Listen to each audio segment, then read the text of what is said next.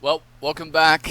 It is 1 November 2023. Almost, what about 21 days, about 3 weeks to the 60th anniversary of the assassination of John F. Kennedy. And so I thought it appropriate. I've been doing this in my other videos and going over definitions about truth, and I've written a truth statement. And then we'll go over some definitions here, and and as it relates to the John F. Kennedy assassination, it's been 60 years, and some would say we still don't know the truth, or we're not any closer to the truth. But I'd say that we already know the truth. We all know what happened. It's just, Kennedy was killed by right-wing rogue elements of our own government, and right-wing anti-Castro Cubans, racists, Birch Society, KKK members, and in league with the mafia. They formed a confederation of murder to assassinate the President of the United States. And they did it in an alliance with fellow right-wing, virulently anti-communist rogue elements and retired elements of the U.S. government, and used the U.S. agencies and their facilities to accommodate and carry out and cover up the assassination. So when people say, well, will they ever announce one day, will it ever be the truth? We know the truth. It's all there. They've given us everything. There's a few documents that we'll never get, but the majority of it we get. And then when you read through all of it and do an assessment, it tells you what happened. Like I said, right-wing rogue elements of the government assassinated the President of the United States. And we know that 60 years later. And of course, 60 years later, what does it matter? Because the people that were in their 30s and were involved in the assassination, they would be 90 or be dead by now. So what does it matter? Well, the truth always matters. You can't do anything and move forward as a people, as a family, as a culture, as a democracy, as a nation, without knowing the truth. And so I wrote this statement, and it says, we must always know the truth. Always. The truth will always set us free. Any deviation from the truth is a lie. Any reality not built on truth is a lie. We must know the truth, no matter how painful, no matter how embarrassing or uncomfortable it makes us. Any foundation or future built on a lie will always fail. Always. We must know the truth, or our democracy will fail and collapse. And we see the results of 60 years of lies. We see where we're at now. We see the dysfunction in our government. We see the distrust of its citizens, of the government, in everything. We see the underlining violence that's going on, the political violence, the political murders. All these things have to do with us not knowing the truth about what happened to John F. Kennedy in the Kennedy assassination. You think there's any aspect you look at American culture today is a result of the assassination of John F. Kennedy? Any. And we'll go through a few examples. What happened in Afghanistan? We had a painful withdrawal as the Taliban marched in and overthrew the government that we had spent so many years carefully trying to build up.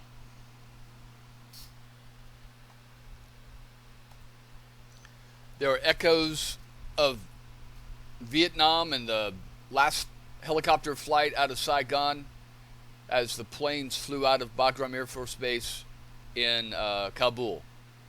We all saw the pictures of the desperate Afghanis holding on to the plane, holding on to the wheels of the plane as it took off, and some of them dropping and dying. In our presidency, in our presidential races now, there's such a farce. Where's the truth that we used to have, or at least the belief of the truth that we used to have in our democracy, our elections? Even our elections are called into question, rightly or wrongly. The reason why Trump is able to get such mileage on the lie that the election was stolen goes back to the 1960s. On the lies that the government and those in the government used against us. The lie about the Gulf of Tonkin, what happened there that got us into Vietnam, was all based on lies. The lie of the Warren Commission saying it was just, it was just a lone nut, Oswald, that killed the president, when it was obvious that it wasn't. And we're going to get into this statement by Paul Landis and how this even puts another nail in the coffin of the Warren Commission if his statements and observations are true.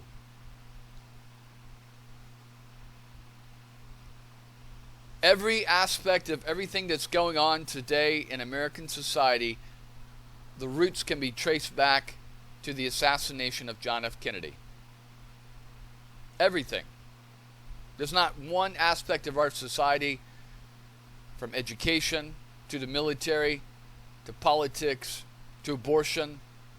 The leaders that we have nowadays are probably the last of the leaders that we will see from that generation, the Kennedy generation. Trump was in high school or college when Kennedy was assassinated. Biden was in college. They're part of that Vietnam era that's after this election is over. They'll all be dead. They're in their 80s or 90s now. But it still matters, because what they did and what they said and what they believed in their actions affects us today in everything. So, to shift focus real quick, I'm going to go over some definitions, and these definitions would seem pretty elementary. 8 years ago, 12 years ago, I wouldn't need to do any definitions of what truth or what's true or reality, what all these things mean.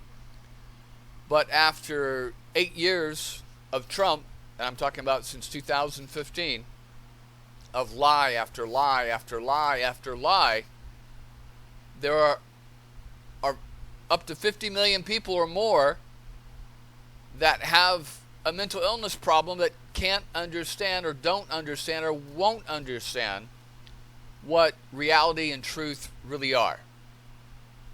And so we have to go back to basic definitions as a touchstone that we can reach back to and remember what those words mean, and then that can define our way forward. And another thing about the truth is that no religion, no political party, no religious or political or, creative leader out there has a monopoly on morality or the truth or facts. We all have a little bit of the truth, and we all have a little bit of the lies. And depending on what political spectrum you're on, you could have more truth than lies or more lies than truth. And same thing with religions. So anyone that tells you that they are the light bearer or the holder of truth in the world is a liar. And you need to run away from that person as fast as you can. But what we have nowadays is people who have forgotten what truth is and forgotten what reality is, and are following either religious leaders or political leaders who are raising their hands and screaming out, "Follow me. I am the way and the truth and the light." I guess like Jesus. And only they have the truth, and everyone else are liars and don't have facts, and they have their own facts. And I'm telling you, if you hear people talk like that, you need to run away as fast as you can from people like that. But unfortunately, there are probably 50 million people in America that have forgotten the definition of truth and facts and reality, and are following these false prophets like Trump, and are completely lost, and almost either are at the stage of complete delusion and mental illness. And that's what we have nowadays in the majority of the MAGA Trump followers.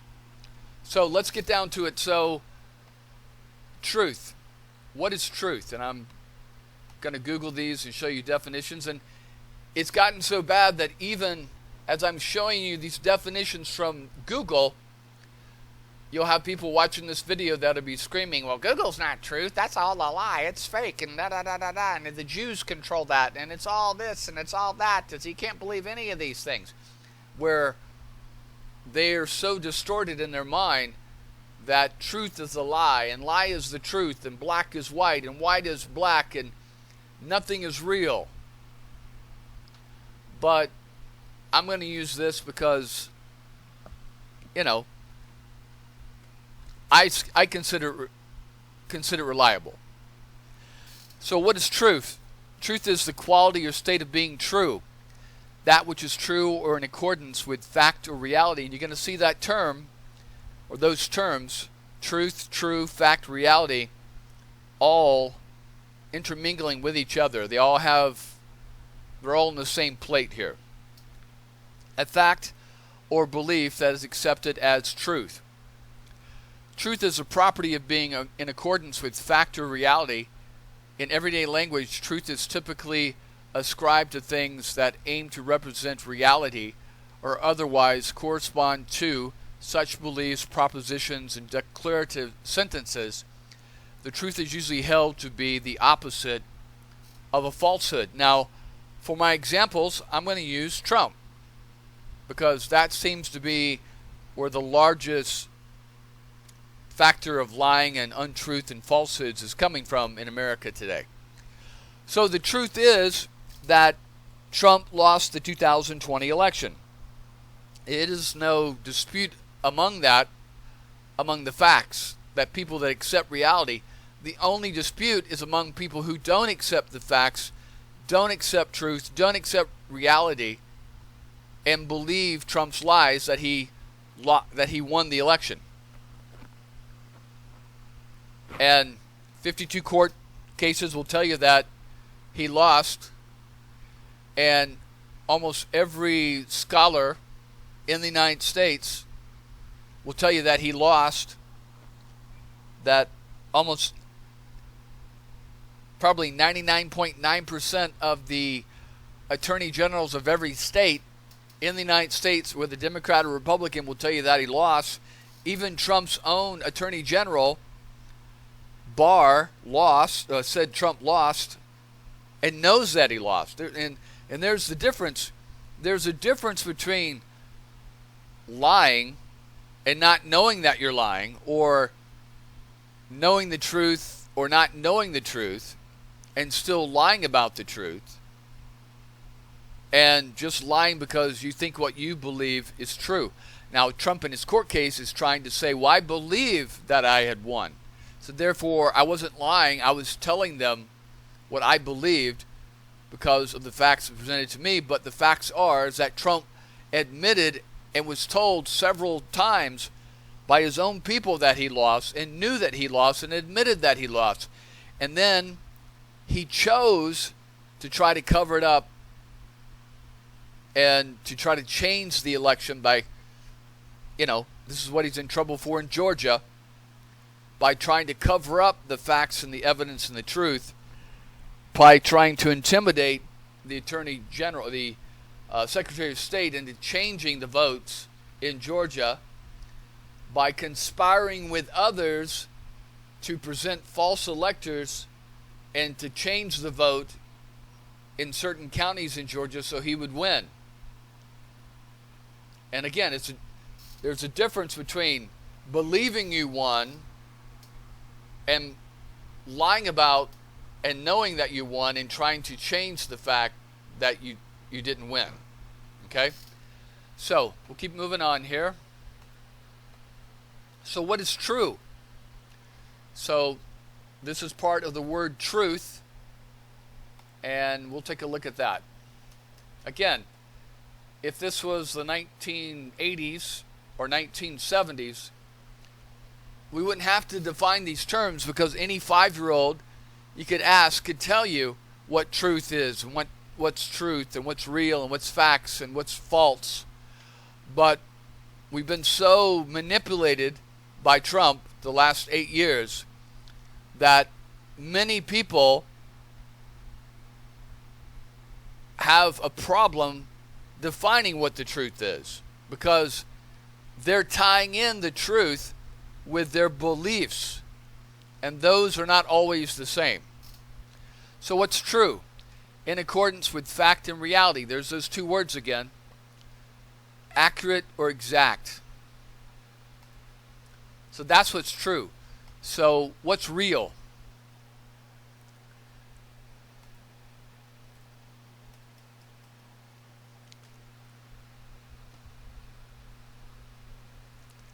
Hold on one second. Oh.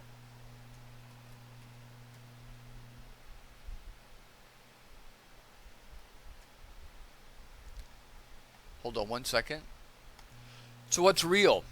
Actually existing as a thing or occupying in fact, not imagined or supposed. Not imitation or artificial, genuine. Again, like my example about The Walking Dead. As much as I like The Walking Dead, as much as I follow the characters in the story and keep up with it and try to never miss an episode, and I get excited about it, it's not real. It's made up. It's imitation. The moment I start to believe that The Walking Dead and the zombie apocalypse is real is the moment that I stop accepting the truth and stop accepting reality. And then we're off into a mental condition. And this is what we have with the Trumpsters, that they don't believe that Trump lost the election. They don't, or they think it was stolen from him. They think Trump is still president. They don't believe that Joe Biden is really president and that he's in the White House, that is fake, that he's a robot, that the real Biden was cloned and there's a robot in the White House, or that he's not even in the White House, it's a fake White House, it's a studio. Okay? This is the mentality that people, because they can't go into the White House and see Biden sitting there, and even if they did, they would think that, oh, it's just a temporary position, and as soon as I leave, he's gone, and then Trump is back in the White House, and that Trump's really controlling everything from Mar-a-Lago, and that's why he needed all those top secret documents so he can continue the presidency from there. See, this is how crazy people have gotten, and then they think that, really Biden's not the president, that Obama is controlling Biden remotely or with his mind, and that Obama, did I say Biden? Yeah, Obama is controlling Biden, and that Obama's wife is not a woman, it's a male, transvestite. It's all these craziness that have nothing to do with the reality. And it shows you how far down the road that people have gone and stopped accepting things that are real and true. All right. So reality, very big, important word here. I never thought that I would have to define or keep it on a little card to remind people the definition of reality. But unfortunately, we have to nowadays. And see, they even come out with a movie about reality, a TV show. Wow. Maybe that's a movie. Anyway, reality, the world or state of things that are actually exist, as opposed to an idealistic or national idea of them. Again, The Walking Dead, Star Wars. I love Star Wars. I used to have little lightsabers, and I bought all the little X-Wing fighters and Star Wars toys when I was little, but it wasn't real. There wasn't Luke Skywalker flying around in some universe somewhere fighting the Galactic Empire and Darth Vader. The Force wasn't real. Now, you couldn't convince me that when I was 10, 11 years old. Of course the Force was real. Of course Star Wars was real. But, that's the reality, is that it's not. Just like Santa Claus, just like the Easter Bunny, when we were kids, like my dad used to say, if you don't believe, you don't receive.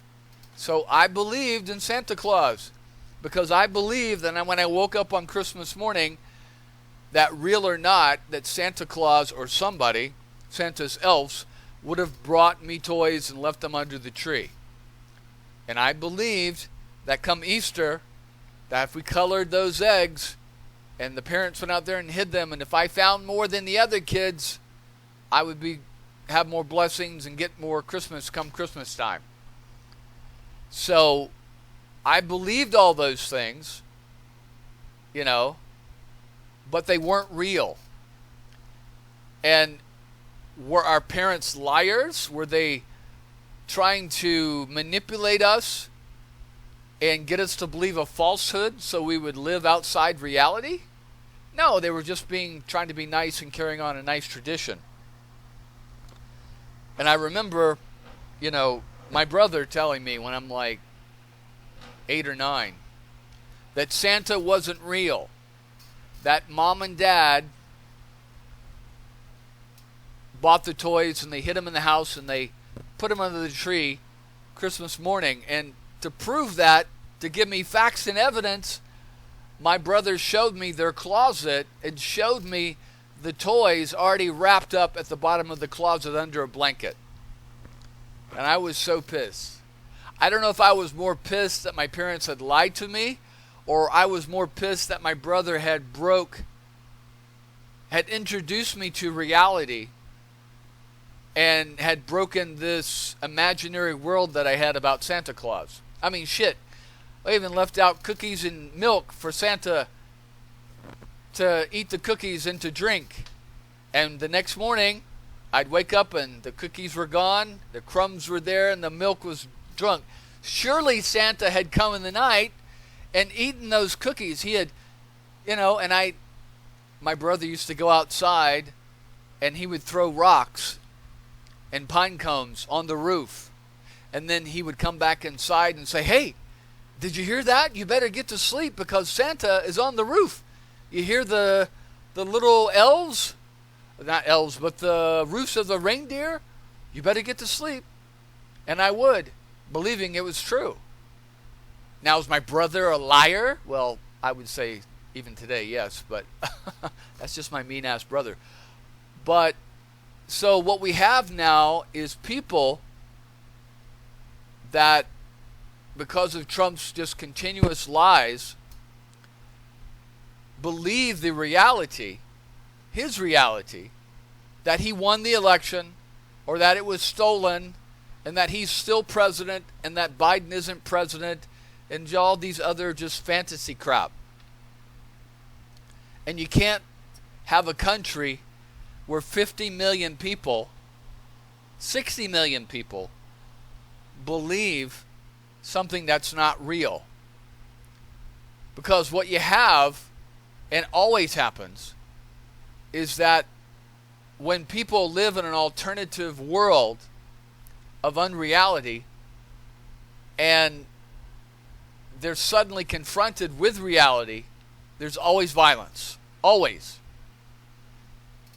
This is what we saw on January 6th, where at the last vestiges of unreality that Trump was still spinning in the Capitol, a mile away from Trump's speech, was reality. They were counting the electoral votes that would make Joe Biden president. And so in order to preempt that reality, the solution is always violence. And that's what they did. And Trump knew it, and he did it on purpose. This is why he's being charged for inciting the mob to stop the election, to turn the election, to kill law enforcement, to kill Congress. The solution is always violence. Because, people like Trump, who have a lot of money, have a lot of power, control a lot of people, have a lot of sycophants and yes men around them, can always live in their own fantasy world. Just like, what was that guy? The airplane guy. I can't remember Howard Hughes. That he had enough money and power that he could avoid reality. And he lived in his own little world and had just a few people would interact with him. And you saw his mental illness where he went off into, completely lost it. Was not taking baths and growing his fingernails out and not eating. And died from that. Howard Hughes. And there was even a reporter who created his own reality because Howard Hughes hadn't been seen for so long, and I think by this time was living in either a hotel in Las Vegas or the Bahamas. So this reporter wrote a made-up interview with Howard Hughes that a lot of newspapers bought, but then it was found out later to be false. And Howard Hughes even came back from his fantasy world and came back to reality and sued this guy and had him arrested for fraud for an interview that never happened. But again, this is what's happening in our world today, is we've got a lot of people in the Trump world, a lot of people in the Muslim world who don't accept reality. Like in Israel, the reality is that Israel is a nation, that it exists, but you have millions of people that don't want to accept that. So the result is always, always, always violence. And this is what we saw what happened on October 7th. This is what we saw what happened on January 6th. Because what it is people living outside reality, and they know what reality, or they get a glimpse of what reality is, and they don't accept it, and so they try to change that reality to their reality. And the only way to do that is through violence. All right, so we keep going. So what is a fact? Again, before Trump, these things would just have seemed self-evident. Any 5-year-old in America could tell you what was true, a fact, or reality. But these have all been distorted the last 8 years. A fact is a thing that is known or proven to be true. Information used as evidence or as part of a report or news article. The truth about events as opposed to interpretation. A fact is a true datum about one or more aspects of a circumstance. Standard reference works are often used to check facts. Scientific facts are verified by repeatable and careful observation or measurement by experiments or other means. For example, this sentence contains words. So a fact is something like Trump lost the 2020 election. And how you prove that is with evidence.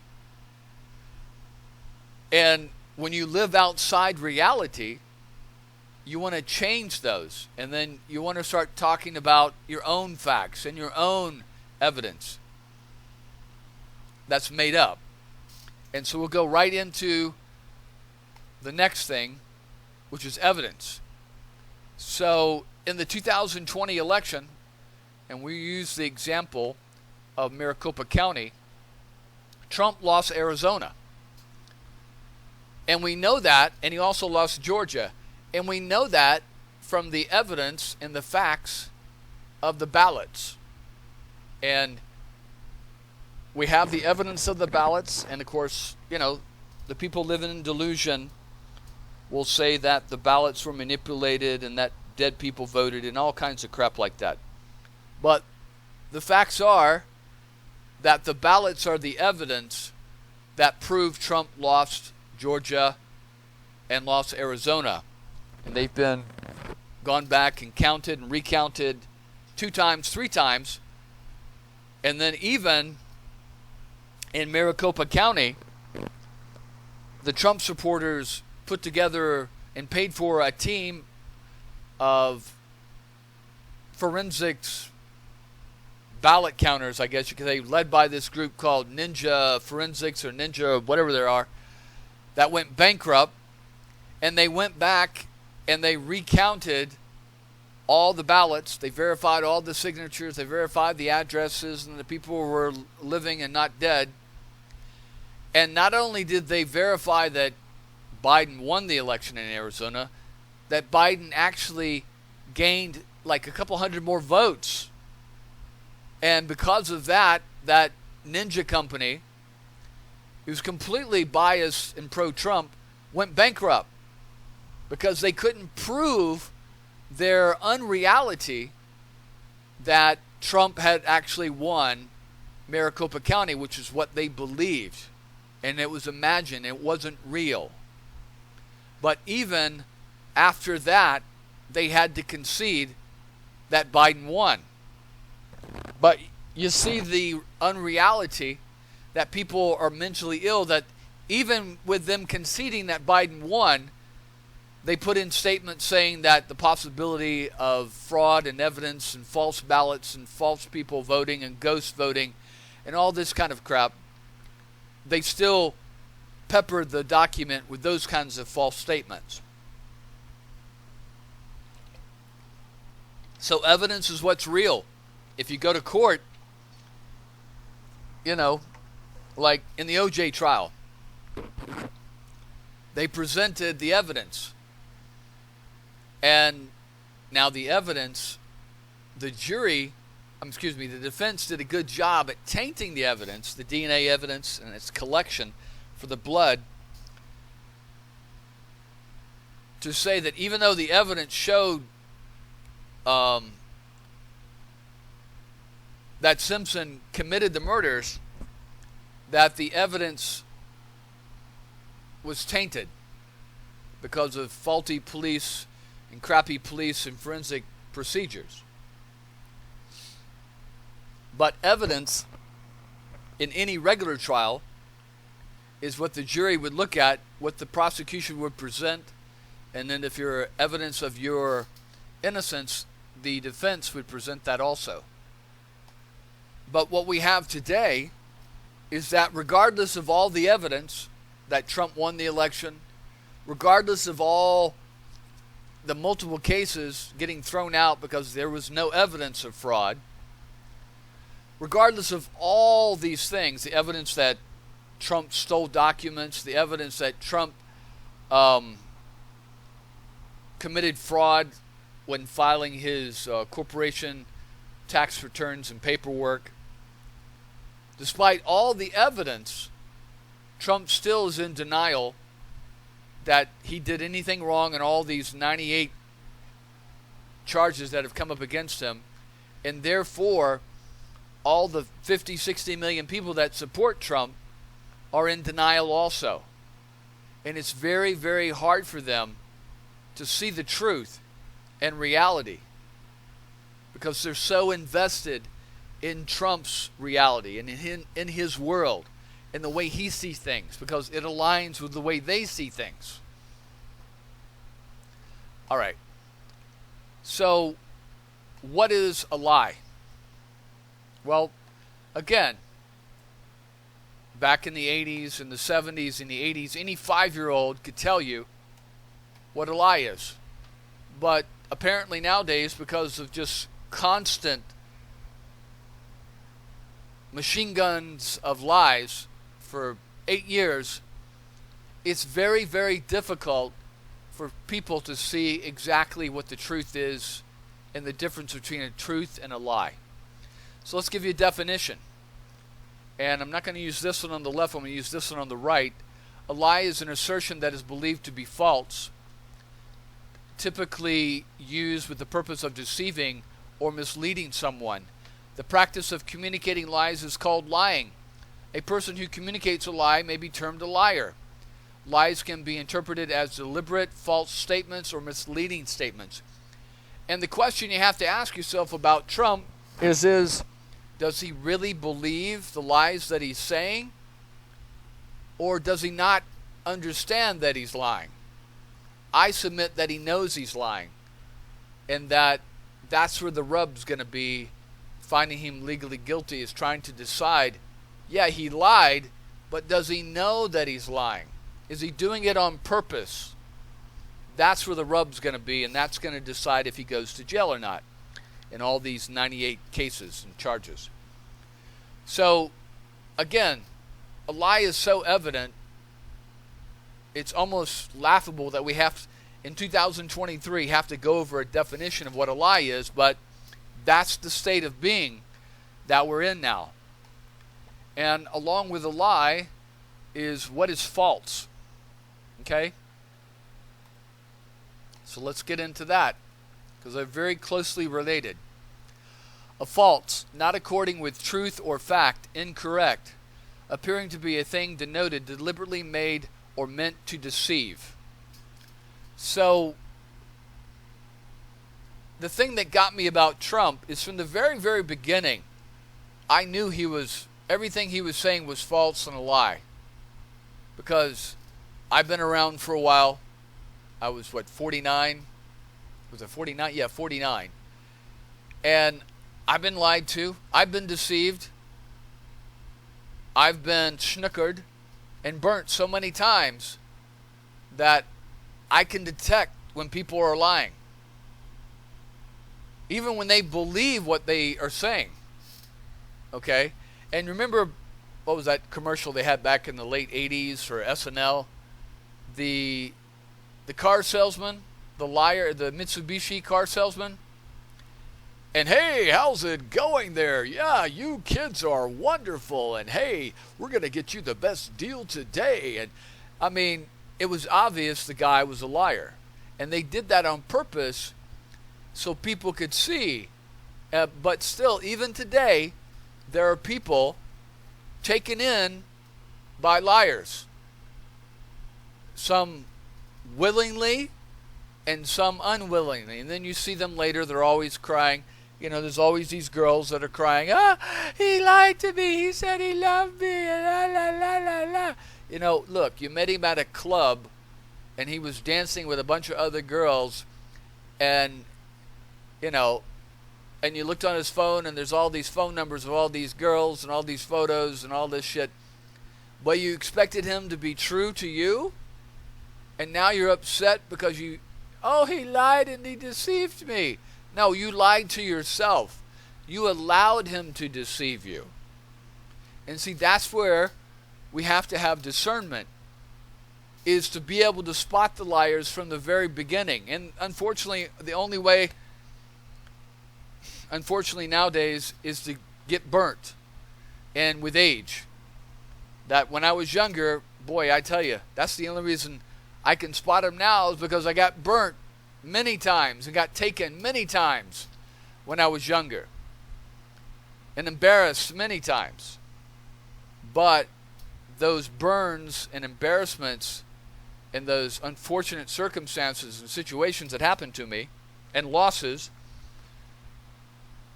built up my 6 spidey senses to the point that, not that I don't trust anybody, but, I can spot a liar a mile away. Nothing gets by me. Unfortunately, it's almost a curse, because you start getting pretty rigid and pretty distrustful.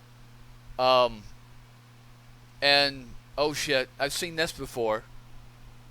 And but the worst thing is trying to tell others that don't have the experience and don't have the discernment that you have, and then watching them go down the line and get burnt because they won't listen to you.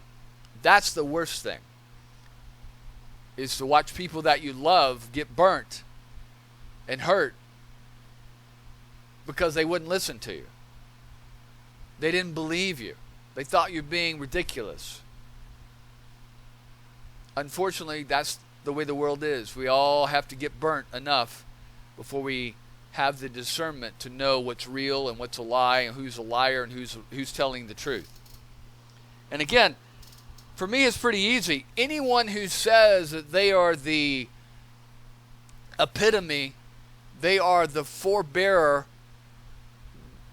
the light bearer of truth, you can guarantee they're the fucking liars. Okay?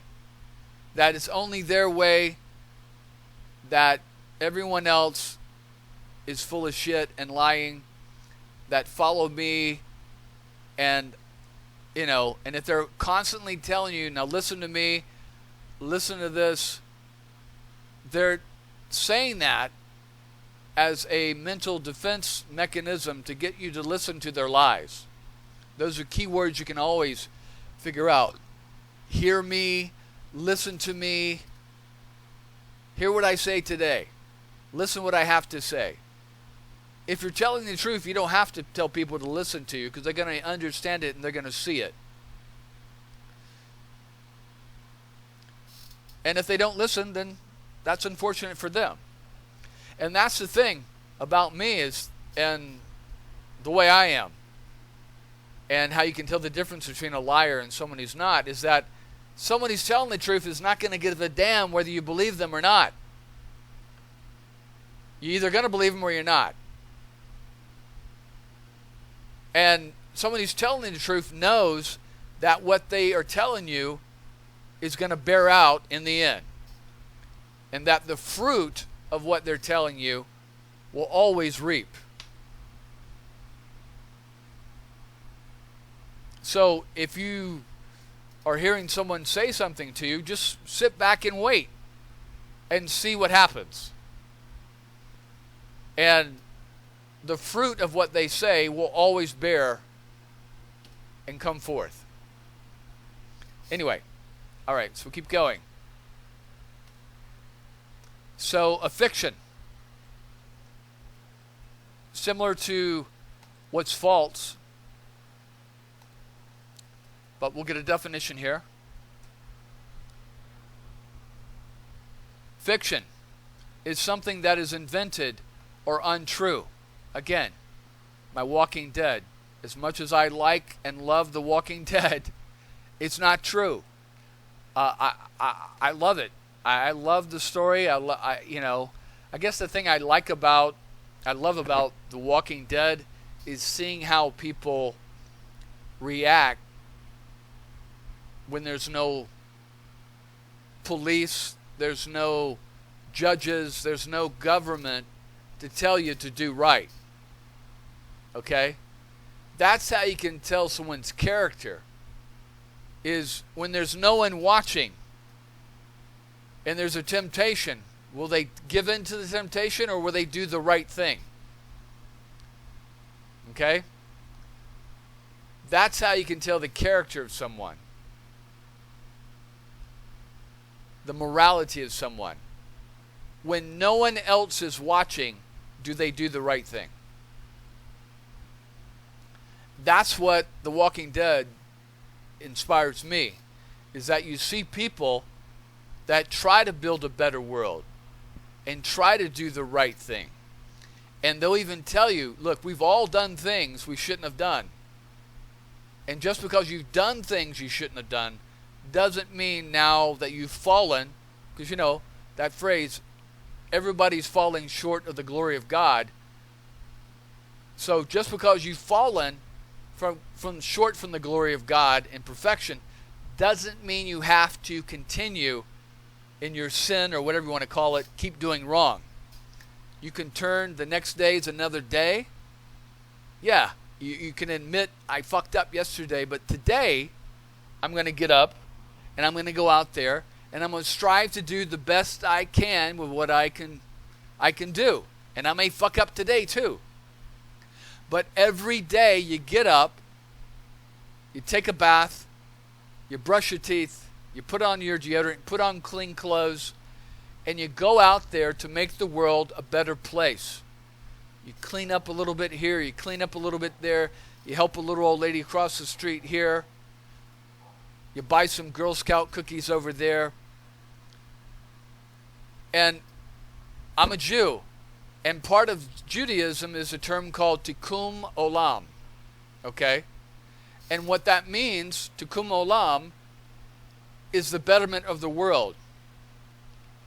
It's not like in Christianity where we're waiting for the apocalypse so Jesus can come back and fix everything for us.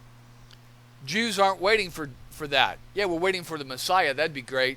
But until then, we've got tikkun olam. And what that means is the betterment of the world, one day at a time.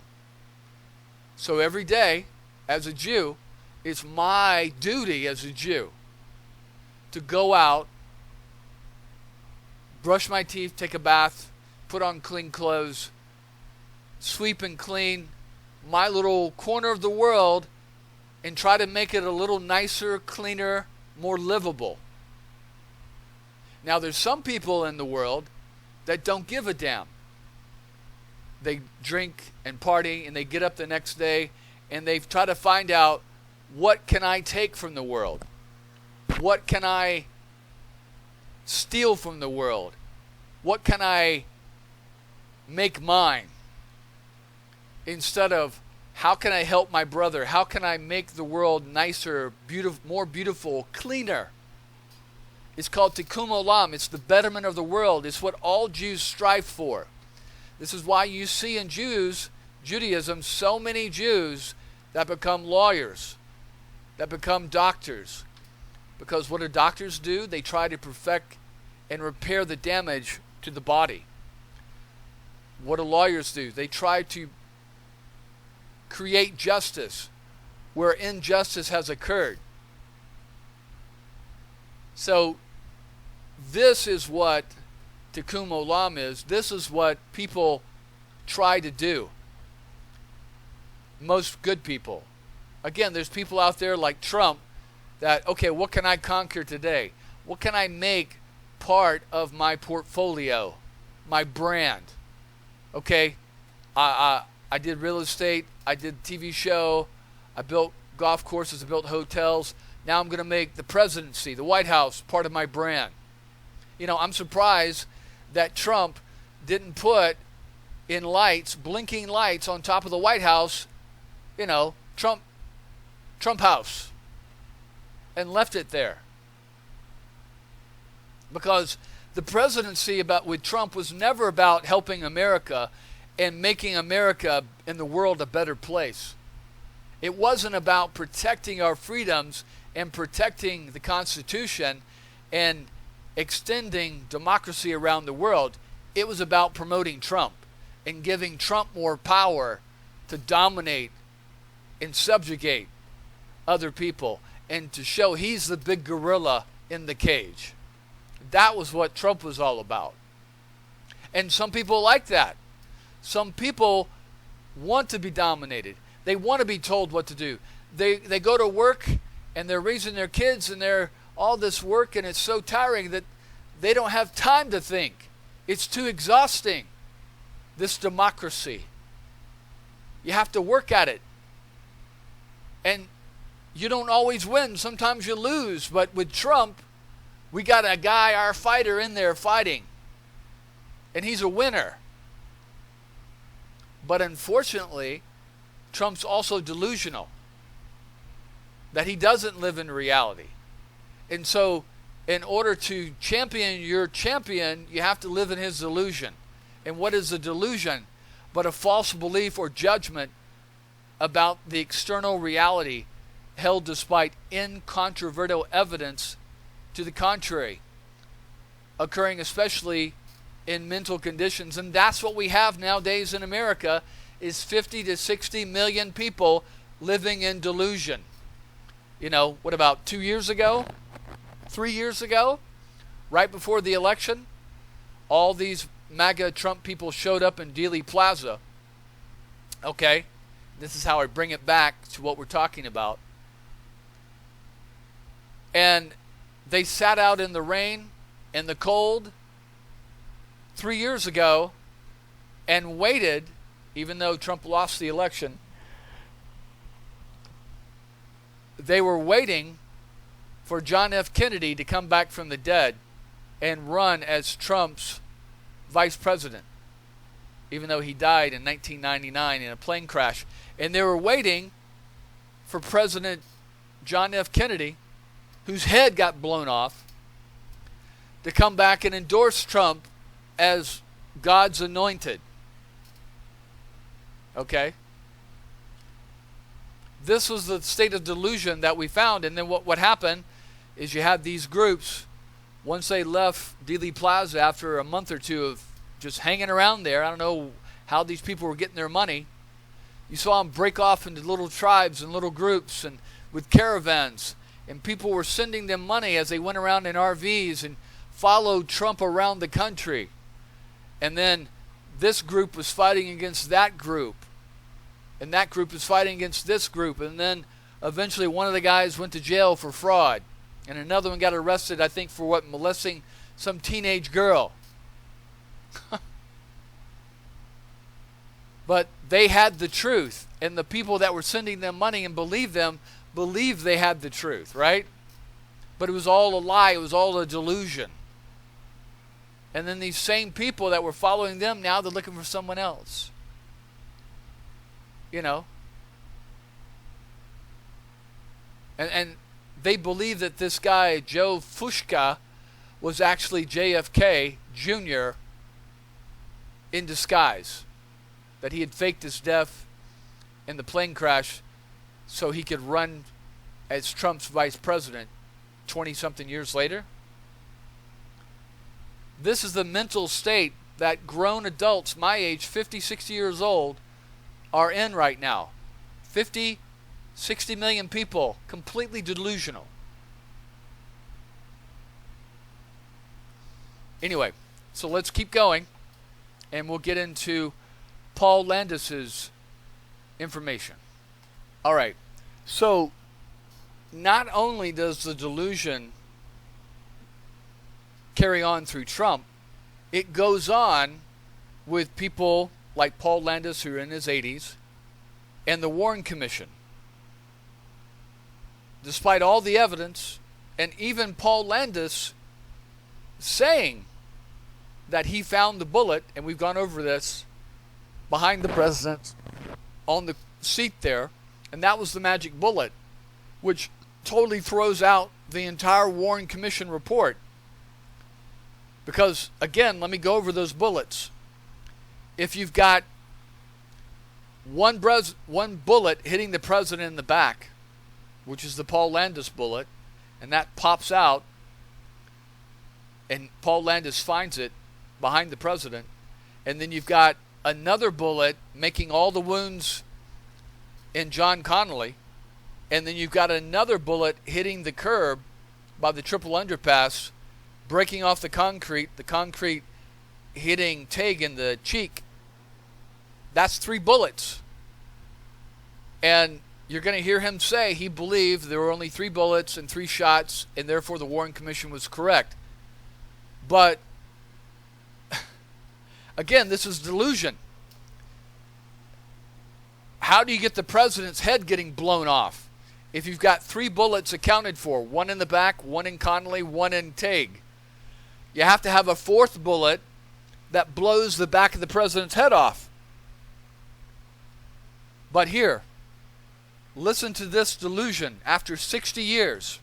Jim has probably asked over and over and over again, do you think that Lee Harvey Oswald was the only person involved?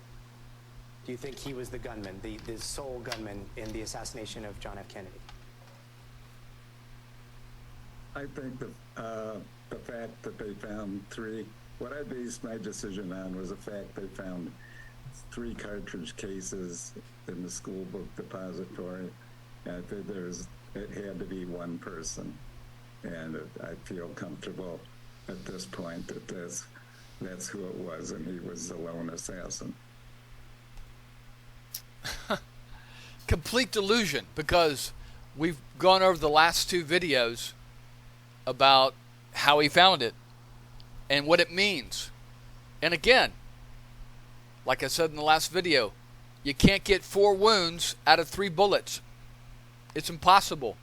You can't get 4 separate, distinct wounds out of 3 bullets. It just doesn't happen. And they tried to make, the delusion with the Warren Commission that they tried to make 3 go into 4 by saying that the bullet that Landis found, although he didn't find it at that time, supposedly, went through the president, popped out of his neck, hit Connolly, bounced around in Connolly, and embedded in his thigh, and that the second bullet hit Tague, and then the third bullet blew off Kennedy's head. And there, you can count 3 bullets. But now with Landis, and everybody knew that was full of shit, because this bullet's zigzagging all over the place, holding in midair. Impossible. Even back in the 1960s, people didn't believe that. Garrison's whole investigation was based on a statement that he heard from one of the members of the Warren Commission itself, who sat on the Warren Commission. Okay? Hale Boggs, who was on a flight with Garrison in 1967 or 66, and said, there's no way, even though I sat on the commission and I listened to all the evidence, and we wrote this conclusion that 3 bullets and 1 crazy lone assassin, Harvey Oswald, did it. There was no way that he did it, because they got that bullet zigzagging all over the place. It's impossible. And Garrison, who, was the way people were back then, is whatever the government said was gold. They went along with it. They believed it. Garrison had been an FBI agent before he became district attorney, before he became a lawyer and district attorney. And so he'd been in the military, so he was willing to accept what the government said, because why would the government lie, right? But because of this senator who had sat on the commission itself said there's no way in hell that guy shot up the president and Connolly with those 3 bullets, that it got Garrison questioning the whole thing, and he launched his own investigation. But here we have Paul Landis, Secret Service agent, going along with the lie. It's no different. The JFK assassination, 3-bullet Warren Commission, magic bullet theory lie is no different, if you believe that, than believing that Trump won the election or the election was stolen from Trump. There's no difference. They're both delusions. But here, we have a guy who's probably going to die in the next year from cancer, leukemia, something. So he's finally coming forward and telling, no, I found the bullet. But even though that means that the whole Warren Commission and the magic bullet theory is a lie, I'm still going to repeat the delusion that it's true and it happened that way.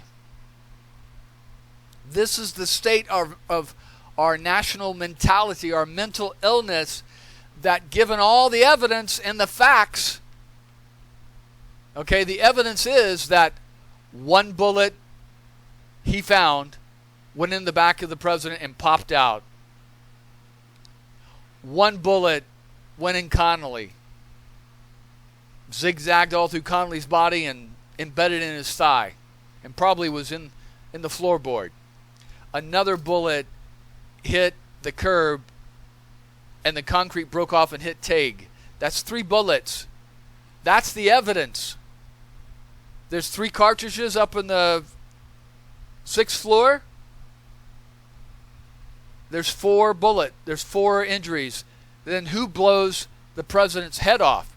And then they sit there and lie and say, okay, the bullet came down from behind the president and hit him in the back of the head, but the brains and the matter of the president, instead of going forward, because it would have left a little hole in the back of the head and a bigger hole in the forehead. You know, if the president got shot back here, this whole forehead would be pushed out. There'd be a huge hole right in the head of the president. It doesn't exist, even in the x-rays. So they had to modify that. Even in the wound that hit the president in the back was way down here, they had to move it up so the bullet would go down, hit the president, turn around in the body, and go up and fly out to the Adam's apple. An impossible feat. Bullets don't change direction inside a body. If they hit a concrete wall or a steel wall, maybe. So, a complete state of delusion and denial, outright lying. Now, I can't say that Paul Landis is a liar. He may have seen what he saw and did what he did, but to sit there and make a delusional statement saying, given all the facts, if I really think about it, yeah, Justin, you're right. One bullet hit the president in the back, I found it. One bullet hits Connally and does all his wounds. One bullet hits the curb where Tague was sitting and hits the concrete, hits his cheek. That's 3 bullets. There's no way there could have been just one assassin. It had to be another person shooting at the president that blew his head out and the back of his skull out. I mean, the evidence is right there in front of us, folks, in the film. We see the president thrown back into the left. Back into the left, and that's when his body slams against the seat, and that bullet pops out of his back. Back into the left, and the bullet blows out the back of his head and his skull cap, leaving brain matter and blood on the motorcycle driver back into his left. And Mrs. Kennedy crawls out onto the trunk of the car to grab the president's skull and brain matters that had blown back into the left where the president had been sitting. And how you can get 4 injuries like that, the wound in the president's back, the back of the head of the president blown out, the injuries in Connally, and the injury to Tague, how you can get 4 wounds like that from 3 bullets is totally incomprehensible and is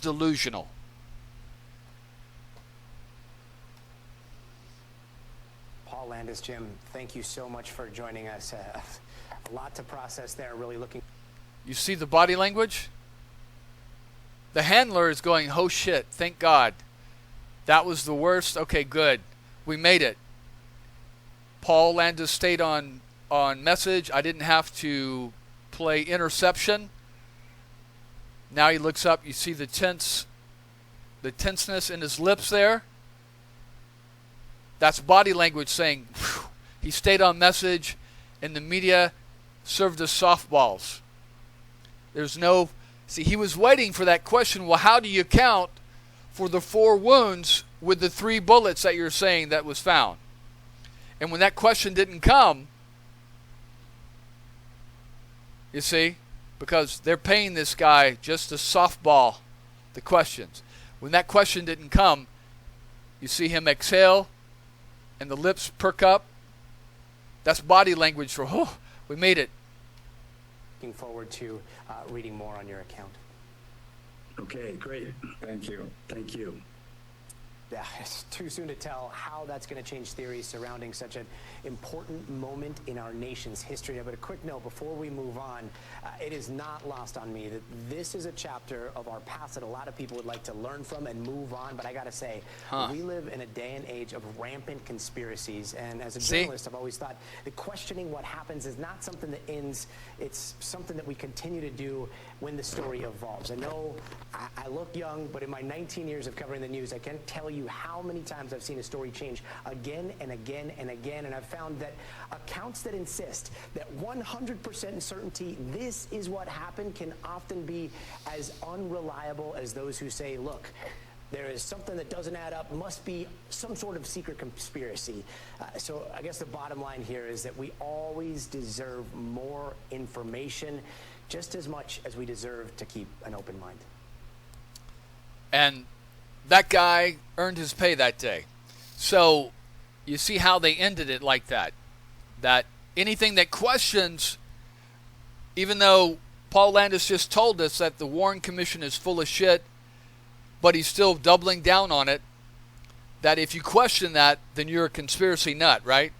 You're a conspiracy theorist, and that he can't tell you how many times he's seen that evidence, information comes out like this, and then it changes later on, and we found out it's that. And in some cases, that's true. But in most cases, it's been my experience that the first information is always, always, always the most reliable. And that the spinsters, the people that come along later and change the story and distract from the story, that is the lie. Okay? So we see what happened with Trump when it came out about this video about him talking about this girl, and then we saw the spin right after that they tried to distract by the Russians putting out about the Hillary Clinton emails and all this kind of stuff. Distraction. And, people that say shit about conspiracy theories just don't know anything about history. Okay? Because what is a conspiracy? A conspiracy is just, an agreement between 2 people to do something, whether legal or illegal. Okay? When you and I, agree to hold a surprise birthday party for our dad, and we don't tell him, and we make the arrangements for the cake and make the arrangements for the venue, and we go around and tell people, and we whisper to them, don't tell Dad, it's a secret party, and we put the decorations together, and we get together with the manager about the meal, and we conspire like with our siblings to have this birthday party for your dad. That's a conspiracy. That meets the definition of a conspiracy because it's a surprise to him. It's done between individuals not knowing that the intended target, your father, our father, would have his birthday party. That's a conspiracy. Okay? So don't let people say because you believe in conspiracies that you're some kind of nut. A whole country, our whole history is based on conspiracy. I mean, think about it. When the rebels were stockpiling weapons at Lexington and Concord, and the redcoats organized a group of military men to go and seize those weapons, and the rebels, you remember, 1 if by land, 2 if by sea, they put a guy up in the watchtower to watch the British Army, and he was going to put a lantern up in the tower to let them know that, hey, they're coming by land, or no, they're coming by boat, by sea, for 2. That was a rebel conspiracy to thwart the government, the British government, from seizing the weapons. And then, once they got the notice from the lanterns, from the conspiracy of the rebels, they organized the militia and fought off the redcoats at Lexington and Concord. And that was a conspiracy. And when they had the Boston Tea Party and all the rebels dressed as Native Americans, and they conspired together to meet at midnight and open up the ship's stores and dump it into the water so they wouldn't have to pay the tax on that to the government, that was a conspiracy. When the Confederates got together and conspired to do a decapitation against the president, against the Union, and John Wilkes Booth got the assignment to kill the president, shoot him in the back of the head, kill Lincoln. Another one was supposed to go and kill Vice President Johnson. Another one was supposed to go kill the Secretary of War. Another one was supposed to go kill another general. That was a conspiracy. And then a woman who helped them by giving them lodging,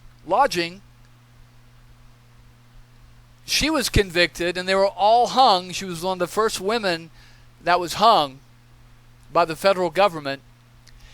They were all hung because of a conspiracy to wipe out a decapitation attack on the Union government. It was a conspiracy between those individuals.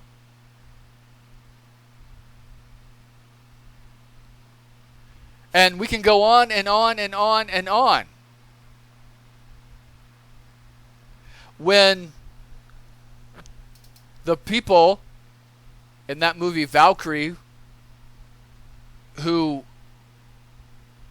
conspired to blow up Hitler in his bunker, and then they had other conspirators that were going to take over the military posts and take over the government and end the war, they conspired together. It was a conspiracy. And when the conspiracy wasn't successful, they were all hung on meat hooks or shot or tortured. None of them survived. And that was a conspiracy. And then, those are just rebels there. Now we're going to talk about the government. When the government conspired in the Gulf of Tonkin to lie and say that North Vietnamese patrol boats came out and attacked the destroyer Maddox and Lennox, I believe. That was a conspiracy by the government to get war powers to expand the war in Vietnam. And that's exactly what they did. They passed, because of that, Johnson was able to, they lied about it. It never occurred. It was actually the Maddox and the other U.S. forces that were attacking the North Koreans.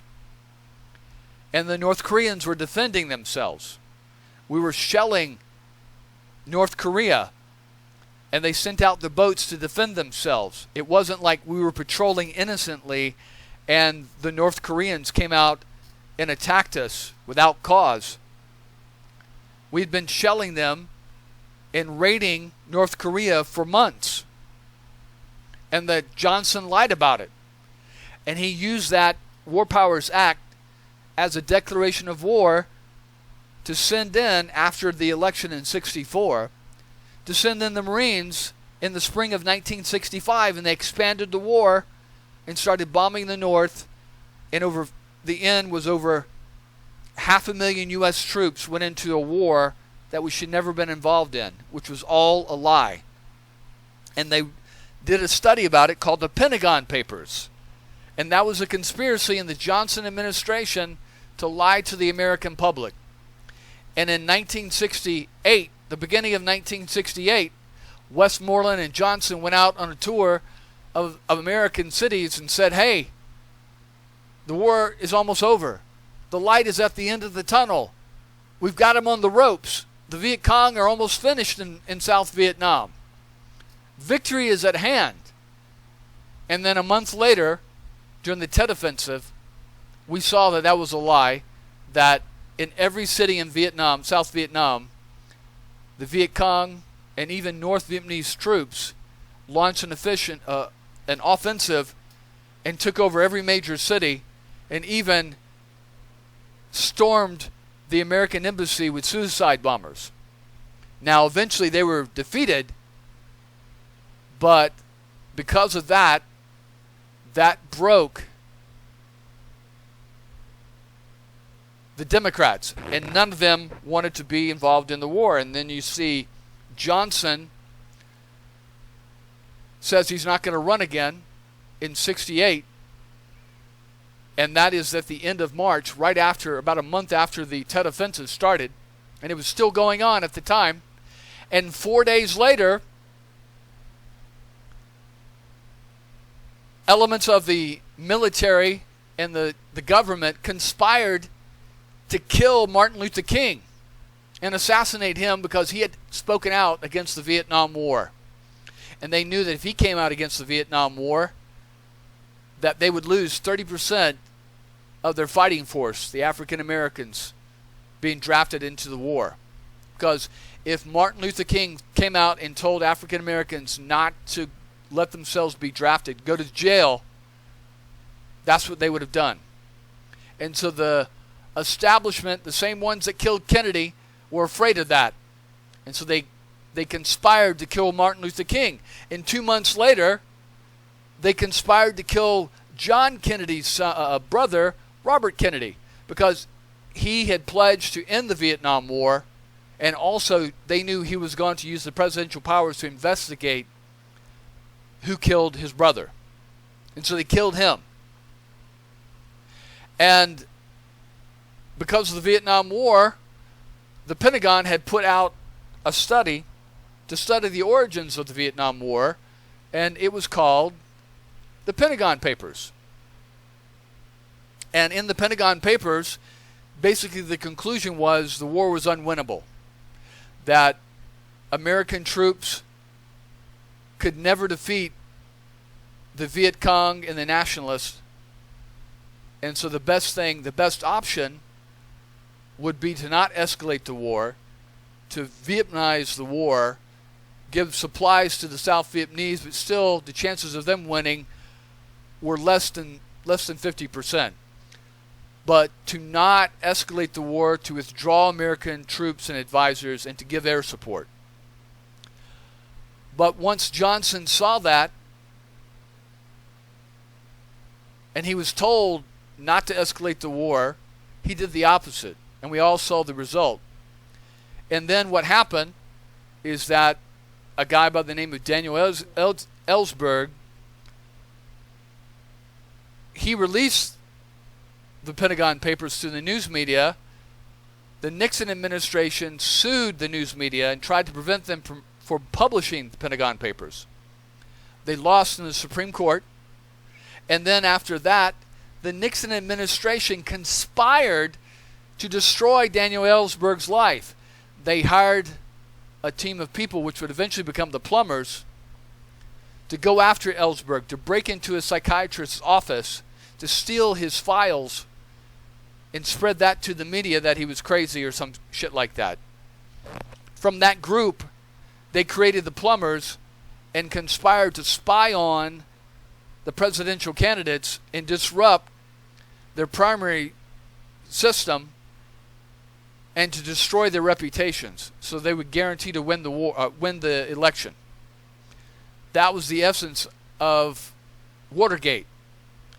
And then the whole thing with Watergate is that Nixon had conspired to cover up the investigation of the FBI and the committee into what happened at Watergate.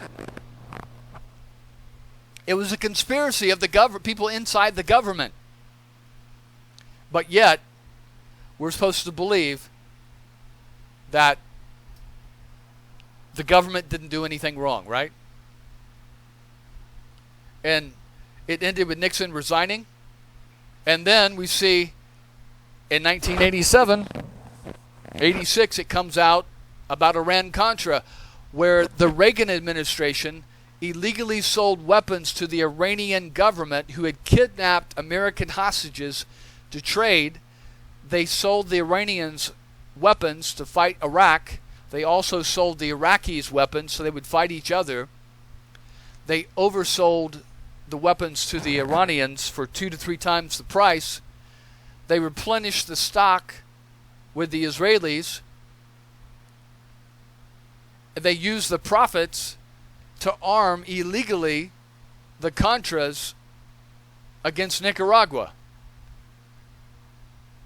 against the Boland Amendment, which said that the Contras were not allowed to get weapons from the United States government. And the government conspired, people inside the government conspired to break the law, to cover up the breaking of the law, and many of them went to jail because of that. And then, what do we see in 2003, 2002, 2003? Well, 2001 to 2003. We see where the Bush administration lied and tried to connect Al-Qaeda and the attack on the World Trade Center in New York with the Saddam Hussein regime. And there was no connection between them. Absolutely none. But they made up documents. They put out false intelligence reports to sow the seeds for the Iraq War. They put out false intelligence saying that Iraq and Saddam Hussein were continuing to pursue weapons of mass destruction, chemical weapons. They used an informant called 8 Ball who was trying to get asylum in Germany, so he made up false information about seeing chemical weapons being made at a milk factory just outside of Baghdad. The Germans didn't believe him. The FBI didn't believe him. But once that even the CIA didn't believe him, but once that intelligence got to the White House, Cheney and the president used 8 Ball as their source to invade Iraq, and even gave that information to Powell and lied to Powell, who presented this mobile weapons vans information at the UN as justification to go into invade Iraq. And it was all a lie. And they conspired, members of the government conspired to do it. But yet, we're supposed to believe that conspiracies don't happen. That people in the government always tell the truth, right? But here, we have evidence from a former Secret Service agent telling us that it was all a lie. The Warren Commission was all a lie. There was no magic bullet. I found the bullet. And if we're to believe Paul Landis, then everything the Warren Commission said was a lie. That Lee Oswald did not kill the president. Members, right-wing members of the Central Intelligence Agency, the military, the Secret Service, right-wing members of the anti-Castro Cuban community and the mafia, and racists and contractors for the CIA conspired to kill the President of the United States. That's a fact. And whether you want to still live in la-la land, delusional land, and believe the government or the Warren Commission at that time, that's your choice. But I always go with the facts. That's why I had to define at the beginning of this video what facts and reality and evidence are. And again, the evidence is that 3 bullets don't go into 4 wounds.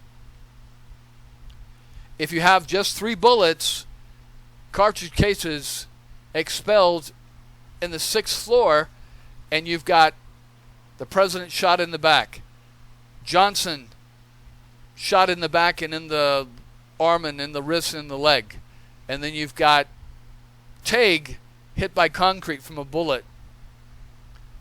That's 3 bullets accounted for. And then you got the president's brains blown back onto the trunk. That's a 4th shot that's not accounted for. A 4th shot is a conspiracy. And from the American revolutionaries to the Confederate conspirators against Lincoln, to the Gulf of Tonkin conspirators, to the Pentagon Paper Watergate conspirators, to the Iran-Contra conspirators, to the invasion of Iraq weapons of mass destruction conspirators, conspiracy is a part of American history and culture. And to deny it, to see it in all these other cases, and to deny it in this case, is a lie. And not living in reality.